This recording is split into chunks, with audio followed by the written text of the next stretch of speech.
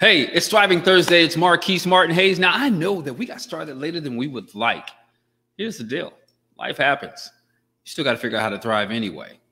You know, it's interesting. It always amazes me when we think that the plan that we put in motion is the only plan and pathway that there is. Life will teach you a few things, but the benefit of being able to be flexible and making the adjustments that you can still thrive, it begins in your heart and your mind. And that's what we finish and focus our energy on with this show, getting your heart and your mind focused around thriving, knowing how to move around obstacles, knowing how to make adjustments along the way. And today's going to be no different because the tone of this show lives forever. You can thrive regardless of the circumstances. Hold on to me one moment. I want to shoot a quick commercial with you. As you know, I love to do. Got to keep this young, smooth skin in the light and out of the light right in front of you. Quick commercial that I love to share with you. Hold on one moment.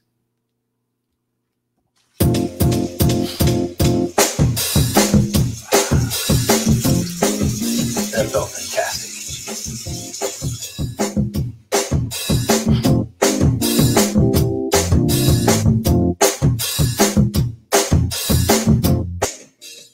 So as you know, I am a distributor and model with Rodan and Fields. I do my thing.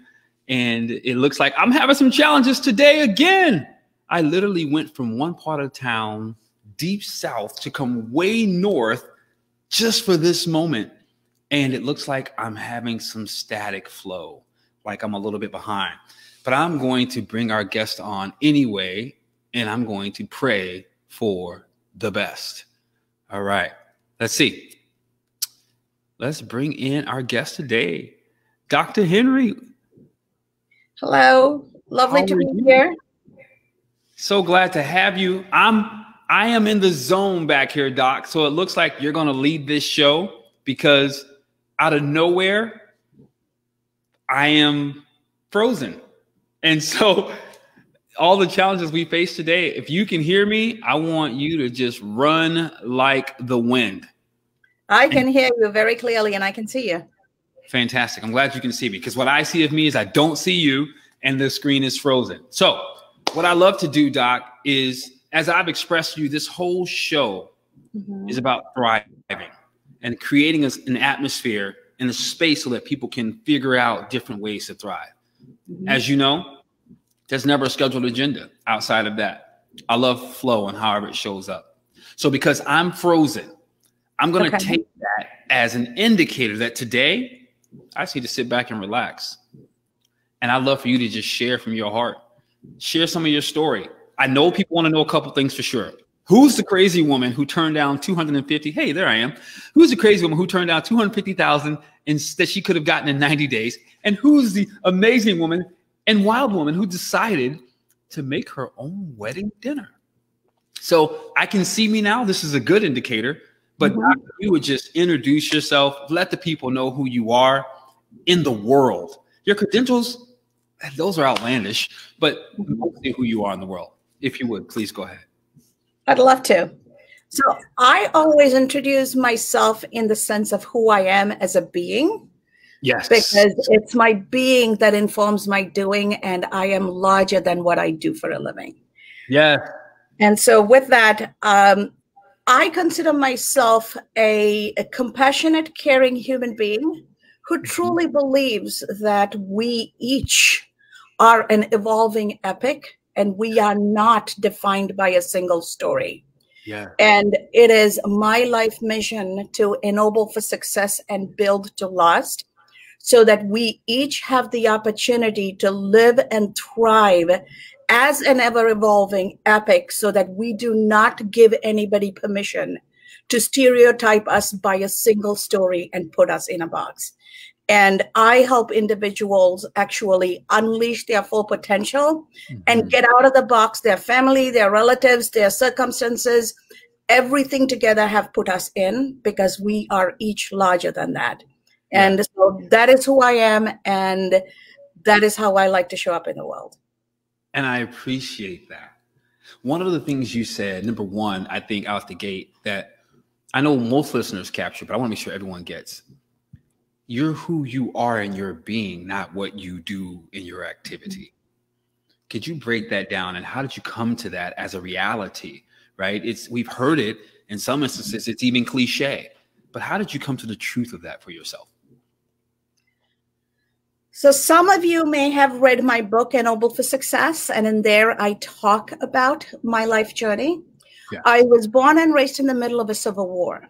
Mm-hmm. I am a minority race in a country that was my native land.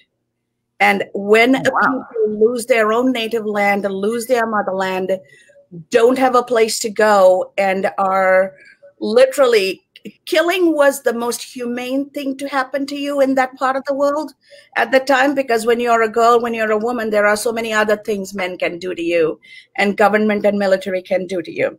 So growing up in that environment and knowing that every day was a gift and we never knew if we were going to live the next day.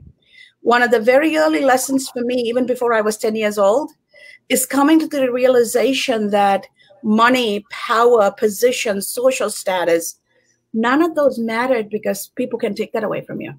Okay, wait. There are only three things that nobody can take from me.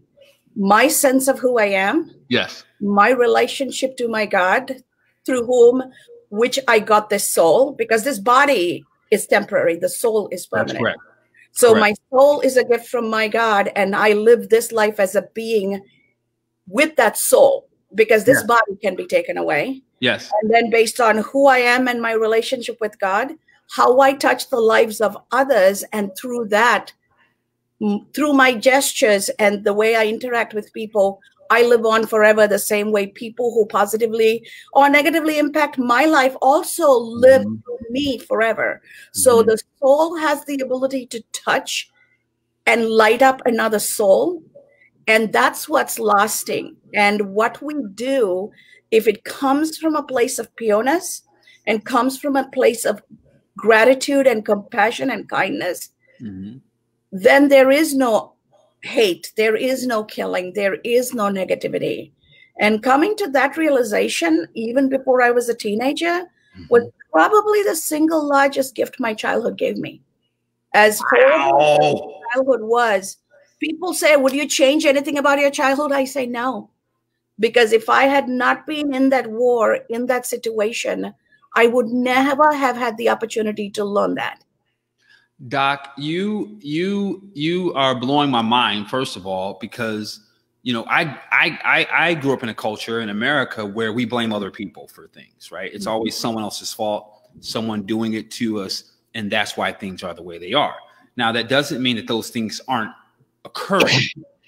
But to your point, you said something so profound that to be killed was the most humane thing that could occur. So that, like, you're blowing my mind, and it is imperative, it is essential. I am begging you, how were you able to take what we don't even know? 99.998% of us in this country have never even experienced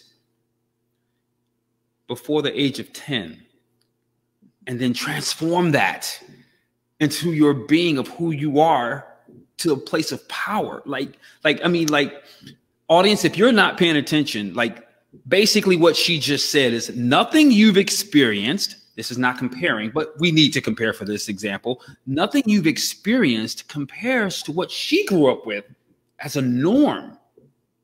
How did you convert that? Because we tend to get stuck. How did you convert that? When you're in that environment, that's all you know. But I was fortunate enough in a culture. So I was born and raised in Sri Lanka. Okay. It is a culture that is part of South Asia. I'm Tamil. South Asian culture has Tamil as the root language. From South India, Sri Lanka, all the way to Thailand, everybody comes from the race of Tamil. So Kamala Harris is Tamil. We all come from that same Dravidian culture. Got it. And Indo-European migration brought other people into the country. Then we were a colonial government. So we are a very cross-pollinated society. Okay. Modern day Sri Lanka is a Buddhist country. Okay. Buddhism is a part of Hinduism, so they have the same gods and goddesses they worship. So it's like being Protestant and Anglican and Pentecostal, right? All rooted in Christianity. Right. And then we have the Muslims, we have Christians based on the 400 years of European colony. Yeah. And we're educated in a way that we are introduced to all the religious philosophies, and we cohabit, and we are multilingual. And as a society, we truly care about each other. Neighbors to neighbors, we didn't have the problem. Yeah. So the hatred and the anger and the animosity was propagated by the politicians. Okay. And the conservative Buddhist clergy. Okay. Now, is that different in America, would you say, or similar? The only difference is in America, people pick up the emotions and the vindictiveness and the animosity of the politicians and religious institutions. Got it. And then we pick sides and we fight. Got it. Yeah. Versus really knowing my own space. Yes. Yeah. There we didn't have that, because those of us who lived because our neighbors who were of the opposite race protected us. Because when it came to humanity, our differences didn't matter. And so they would actually show up and lie, saying, this is my sister's children, or, you know, whatever it took to protect children. And through protecting the children, parents were saved, right? So it's a different, and plus it may be because we are a culture that believes in karma. Okay. So even if you killed me, I'm coming back, right? So it's very easy to say, you know what, you pull that trigger and you kill me, I'm coming back as your daughter. And I'm going to make your life a living hell, because this soul's task is not yet complete. You terminated it prematurely. Therefore, you are going to be the conduit for it to fulfill its purpose. So this soul is coming back.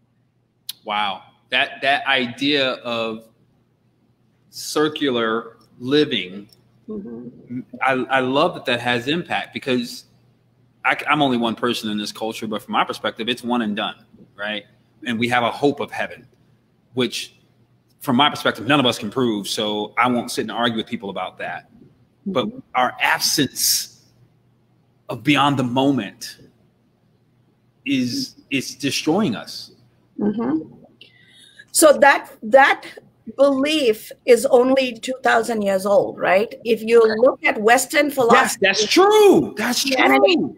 If you go to Aristotle, you go to Plato, you go to Immanuel Kant, some of those philosophers and ethicists, they talk about the journey of the soul and purification of the soul and rebirth of the soul.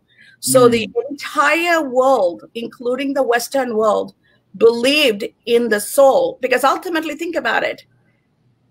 Our parents contribute DNA for this body. But can anybody prove at what time the soul gets in that body? No, right? That's good. Political arguments about is there life or not. Why aren't we talking about the presence of a soul? Right? That's all that matters. Yes. And so the soul doesn't have a race. Soul doesn't have a gender. Soul doesn't have an agenda. It just is, right? Yes. And the soul is a piece of our maker. Yes. Right? Yes, so indeed. It's part of a whole, and the journey of the cleansing of the soul is for it to meet its whole, which is the creator, right? So this was the common belief, regardless of religious institutions, 2,000 years ago. Yes. Right? So it is not technically an Eastern philosophy, it was the universal philosophy. And so those of us who subscribe to it truly believe that it doesn't matter what you do to me. How I show up as me is who I am, my soul. And I do that because I know that I am larger than my physical being and how you look at me and think of me in this being. Death is also what? The soul leaves the body. The funeral is for the body. That's all that it is. Who knows what happens to the soul? Right. Yeah. Doc, one of the things that, and this is why I love just the conversation comes as it comes. The idea that who I am as an individual cannot be taken from me. Yes. What has happened to us in America that we don't connect that? We are so. We're transactional here. We are transactional here. So I am defined by my house, my zip code, my car. I always jokingly say, drive by a trailer park. The cars that are parked are BMWs and very nice cars. Yeah. Because nobody cares where you live, but everybody cares about the car you drive, especially when you show up for work. Yeah. I remember when I became a young CFO at 31, 32. Wait, slow down and say that again, because you can't say that fast, because the people really need to hear that. You did what at 31, 32 years old?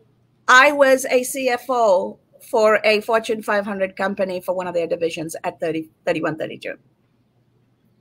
And it was under 5 years of coming to America. So it's possible. It really is possible. But the point I was trying to make is everybody wanted to know the car I drive. Mm-hmm. And I drove a 1997 Honda Accord. Okay. And I drove it for 15 years. Because why would I buy a new car? Right. Have a new payment to make? Instead, I saved that payment. Yes. And invested in something, right? So to me, automobile is not a status symbol. It's a mode of transportation to go from point A to point B. That's it. That's but it. In our American society, I mean, everybody wants the brand new car. So you're constantly in debt paying for that car. Yeah. I had ladies who worked for me who insisted they should carry a Louis Vuitton purse.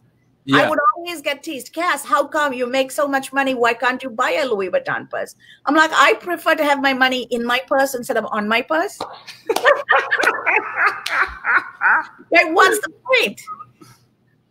Yeah, that's good. That's good. We are so caught up on things. And I think it's because we really don't know to make real human connections. Yeah. So because we don't know to make human connections, we connect with things, and then we're upset that we don't have people. Yeah, Doc. Okay, Doc, you said something. We don't have human connections. We will connect with somebody's dog and never ask the owner's name walking down the street, but know the dog's name every time we see it. How do we connect? Like, can you? I know this is probably an oversimplified question, but we're not doing it, right? So the facts are we're not doing it. How do we return to making human connection? What's missing in our fabric of our society that we need to revisit so that that can become something of value? We're so me, my, for, and no more, right? No new friends, no new friends. And it's like, but you live in a world of everything. Yeah, I only care about 3 people, me and myself. And American society tends to chalk it up to we're individuals. Right. And if I don't do that, I'm not an individual. And if I'm not an individualist, then I'm a socialist. I don't even understand. Individualism is a personal spectrum. Socialism is an economic spectrum. And then communism is a political spectrum. But somehow we combine all 3 and act like they're one and the same. So none of this makes sense. None of it. But I think part of it is because we do not educate people on these things from childhood, right? For your first 21 years, your parents tell you, you're an individual, everything you do is perfect, we'll give you a trophy, you can never do anything wrong, and if something went wrong, we go and yell at the teacher. Right? So 21 years of conditioning, it's like training a dog to bite your neighbor, right? And if the neighbor gives the dog a biscuit for every time being bitten, then they can't get mad if finally the dog bit their child, right? It's like that's what you trained the dog for. Now at 21, 22, these young people go to work and they're told, honey, it's not about you, it's about the team. And they're like, what do you mean? Right. But we've already told them, if you don't think about only yourself, you're like a socialist. No, you're an individualist. Individualism and collectivism is on the same spectrum. I only care about me, or I only care about everybody. How about finding that right middle where I care enough about me to take pride in what I do and take ownership for myself? But I care about everything around me, because if there's nobody around me, who am I going to sell to? Who am I going to talk to? Who am I going to engage in commerce to thrive, right? So I need a little bit of both, kind of like country and rock and roll, a little bit of both, right? So how do we bring people to that middle and raise our children to embrace that? And how do adults and role models in our society model that behavior for children to see? If you're a rock star or an athlete, what you do to other people don't matter. If you're a millionaire, the crimes you commit is okay. What are we telling our children? Money is everything and everything else is nothing. Right. Yeah. So I always look at it as I come from a world where we value people and we use things to live. But I'm living in a country where we value things and we use people. We use people. Yep. If I don't have any use for you anymore, I don't need to maintain a relationship with you. Yeah. And how many work relationships last beyond a separation of work? Yeah. That's normal. I stay in touch with people I worked with when I first started my job at 21. That's so cool.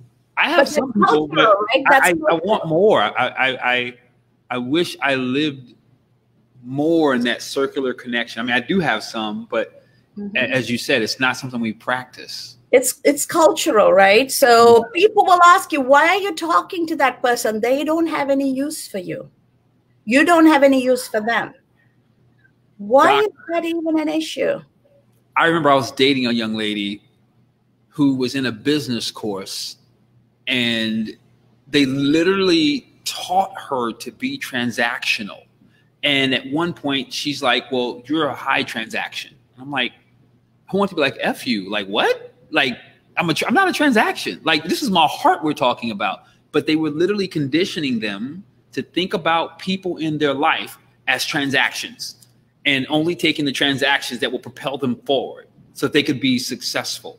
And I'm not mad at her. It's just a crazy mindset that is embedded in our culture and utterly ridiculous. But I love that what you shared is individuality does matter, but only as it participates in the whole. Yep. Otherwise, if everybody believes I'm the only one that matters, then how do we accomplish anything? Yes, exactly. It doesn't make any sense. So, but making sense, I guess, is not the norm around here, right? So yeah, no, I'm right, and you're making sense. Yeah. So life doesn't happen in black or white. Life happens in the grays. Yeah. And none of us are always right, and none of us are always wrong. That's correct. And we all need somebody. So when I do my keynotes and when I do my training or my speaking engagements, I always remind people, I didn't come into this world alone. My mother had to push very hard, and a bunch of strangers had to pull me out, right? That's right. That's right. I enter this world assisted. When my soul leaves this body, we Hindus, we cremate, Christians bury. It doesn't matter what you do. Doesn't matter. Other people have to carry your body to the crematorium or the burial. So if our entrance and exit are assisted processes, what in God's green earth makes us believe that everything in between is a solo activity? Yeah. I don't know, but I want to answer that. I feel you, and it's in we can't live life that way. We're not even living. We're just running around, existing, hamsters on wheels. Yes. Empty inside. And we've convinced everybody that being transactional is the only way to get rich, to have all the stuff you want, right? But I can tell you, I came into this country with just $2,500 in my pocket. Did not know a soul. In 1995, graduated with a MBA, and I negotiated an assistantship on campus. I ran the university finances for Department of Continuing Education, automated their budgets, did all the analytics and reporting to the board, and in return, they paid my school tuition. And I automated everything and trained the staff so that they had something to leave behind. So I gave them something in return. So I negotiated that for me. Yes. Okay. I said, here is the value for value exchange. Yes. I can give you 100,000 plus worth of value. You pay my MBA and then give me some money to pay rent back to you for graduate housing and all of that other stuff. You just gave me my key to getting back in to get my doctorate. I'm going to exchange my services and my skill sets. Yes. Thank you. I'm good. Thank you. So it doesn't have to be money changing hands. You can That's correct. do a service swap, right? So and those relationships, I still maintain those university relationships. Not all of that was pretty. I went to grad school in Indiana, one of the most racist towns in Indiana that you can imagine, had our own set of issues there. Actually, I talk about it in the book. But it doesn't matter how the relationships we build sustain us. When it was time for me to get my work permit approved, the professors on campus actually expedited my paperwork to one of our university administrators who just got elected as a congressman. In 24 hours, my paperwork was ready for me to come to Chicago for a job, right? Yes. Relationships work magic. If you look at I say every human interaction is an opportunity for our transformation. The good I believe that. And the bad situations transform us. Yes. All we need to do is engage with an open heart and an open mind, and be grateful for the experience, even if it was a bad experience. Yes, grateful, right there. Just be grateful for it. Doc, quick commercial. For those of you who have no freaking clue about the lies, the media, this is what an immigrant can do in this country. It's not the stories. It's not the garbage. Right now in my chat is Marlene Castillo. She's going to be on the show coming up in the next month. She's another very close friend of mine who has transformed not herself, her community, as you're describing. So anyway, continue, Doc. I love hearing the truth of people who are making a difference versus us bratty Americans who feel entitled to things. I don't think all Americans are that way. Not all. No. So traveling outside of the country is the biggest education. Yes. Okay. So taking those tips are important. Seeing life from other perspectives. Yes. And you really see that this country is not as old as the rest of the world. So we didn't just show up. And I always laugh when people say America was discovered. Hell no. People lived here. This place existed. It was taken over in 1776 or just before, right? That's the truth. So there's a difference, right? So just because a group of people took over another country, and obviously winners write the history because the losers don't have a say in the matter. Right. So look beyond what is there and look at the truth, right? And from the truth, we realize it's human relationships that matter. Yes. And race and color and gender and none of those matters if we have honest relationships. And it's relationships that help us thrive. I'll give you a quick example. I've been a graduate school professor for 20 years. I had this teacher who took in my graduate class, there was this public school teacher, math teacher taking classes. She signed up for a second class with me. Then she signed up for a third class. I said, okay, you cannot take all my classes because you need to take classes from different professors to get different points of view. That's the whole point of education, right? Right. And she says, I'll do that. Next class, I won't take it from you, but I wanted to learn more about you and how you carry yourself with students at different circumstances, because I have recommended to the Chicago Teachers Pension Fund Board to bring you in and talk to you because we need to change the way the fund is run. And we are looking for a CFO. So think about it. I got to be the pension fund CFO for a $22 billion pension fund because of the way I transformed a student through the learning experience. One student. Right? When people tell me you only need to network with people or transact with people who have certain status in life. No. You live your life true to who you are. Yes. And treat everybody with respect, and the universe will rise up to meet whatever is destined. Right? That's good.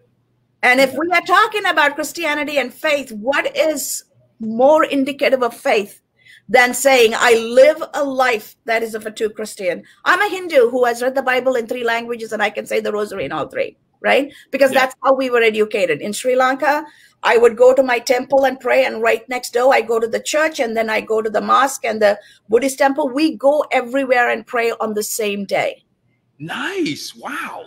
Yes. The honor and respect we there. do not hold ourselves exclusive, because we believe that just like tributaries of a river ultimately meet and run to the ocean, all religions are about the same God, and we're all going to the same place. Listen, I am in 100% agreement with that. And I know a lot of people are falling off their block right now. The idea that there needs to be defense around it, something you cannot prove, should automatically set you alert that something may not be right within.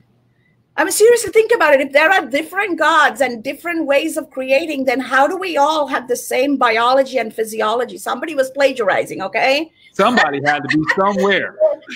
Somebody there is plagiarizing, right? Yeah. Somebody somewhere. The plausible. I remember as a high school, as a middle school student, I was in the debating team. Yeah. One of the topics we debated about is, did God make man or man make up God? Ooh. What did you conclude?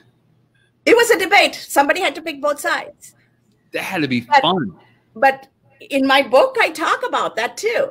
But what is God? If you look at, I'm going to refer to Hindu philosophy. Hindu philosophy is man and woman is equal, because our God is half man, half female in the human form. The male form symbolizes the non-stop movement of atom. Yes. And the atomic movement is symbolized by a dancing god. Shiva is a dancing god. And Shakti literally means energy. And so Shiva and Shakti, atom and energy coming together, the union of atom and energy is the creation. And we all came from that. So my religious philosophy and my faith is not incongruent to science. And if you look at, we all came from that atom and energy, and we know energy can neither be created nor destroyed. And our soul is energy. So death means the body is destroyed because it's just matter. Correct. But the energy transforms someplace else. That's where the original concept of the soul moving on and rebirth, energy doesn't get destroyed, it just gets transformed. So the basic Hindu philosophy is that nothing is neither created nor destroyed, everything is just being. And so see the goodness in everybody, and we greet each other this way, right? Yes. Vanakama Namaste, that means yes. My soul sees the light, love, and truth of your soul. Yes. And when mine recognizes you in that state, we are one, because we come from the same source. Yes. Right? Yes. That's why we are able to see beyond the politics. Right. And say, you know what? You are a soul. This soul needs protected. Yes. I am going to protect you and your family, because that is what my maker wants me to do. Wow. Not only not a transaction, not only are you not matter, you are a soul at the core of who you are. In fact, that's who I'm interacting with. I'm not interacting with the matter. I'm not interacting with the CFO. I'm not interacting with the chef. I'm interacting with the soul. And if we could grasp that in our being, that is the interacting with the soul, there will be more humility. There will be more acknowledgement. There'll be more peace. There'll be more connection. There'll be more equality amongst how we see our neighbor, which would therefore then equality wouldn't even be a question, because my soul is exactly like your soul. Yes. There is no difference.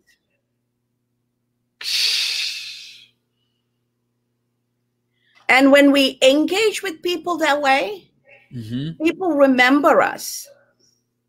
And people will show up when you need to kick something off and thrive. I launched my book just 3.5 weeks ago. In less than 24 hours, I became a #1 international bestseller in 9 countries in 55 categories.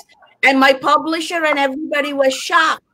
Yes. I've never had an author with this much network internationally. Wow. But that's because, you know, as a person with no country, literally, right? Yes, that's what I'm trying to become. Really. But every place I've lived, I've built relationships that are lasting. Yes. To this day, where they come and visit me, I go stay with them. Yes. I mean, we're also not a culture that checks into hotels. We stay with people. Yes. Yes. Yes. Okay. So when I was launching a book, and in my book, I talk about all these random situations you run into and people who've helped transform me to becoming who I am today. Yes. My book was about a sense of gratitude for all the souls that have touched my life and ennobled me. Ennobling meaning bringing the noble qualities in us. That's the process of ennobling, okay? It comes from the ancient Western philosophy and Asian philosophy. So nobility is not blue blood. Nobility is about us being able to have kindness, compassion, empathy, grace, and humility.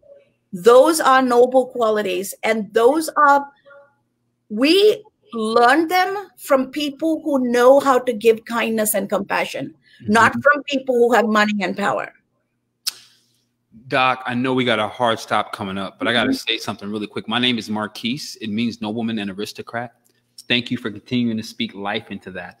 And more importantly, in this moment, you've got to get me your link for your book so we can purchase, because my people believe in building their spirit.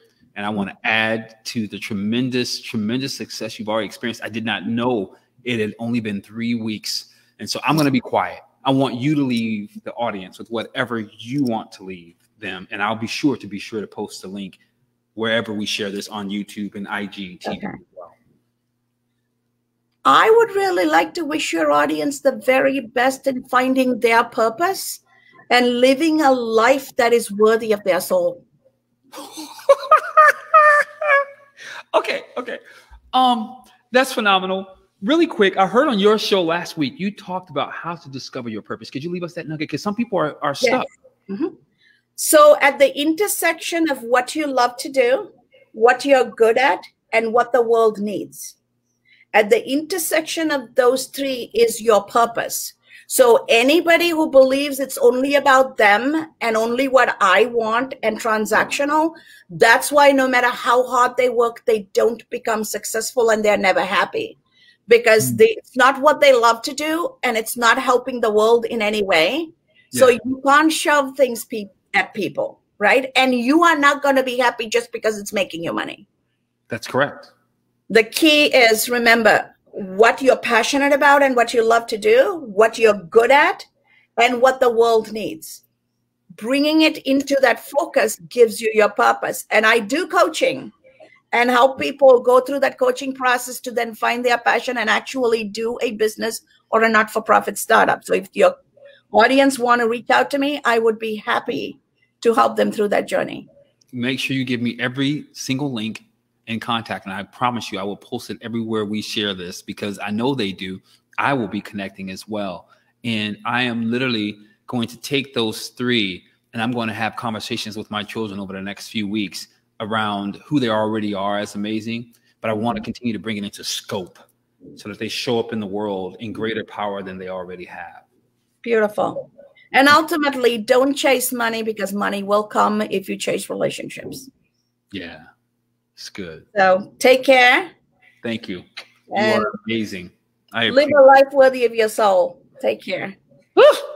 Hang out for just a minute, Doc. Hold on one quick second. I don't need to say anything else. I pray with everything in my being that you rewind the film and watch it again and again. This is Marquise Martin Hayes. Go and thrive.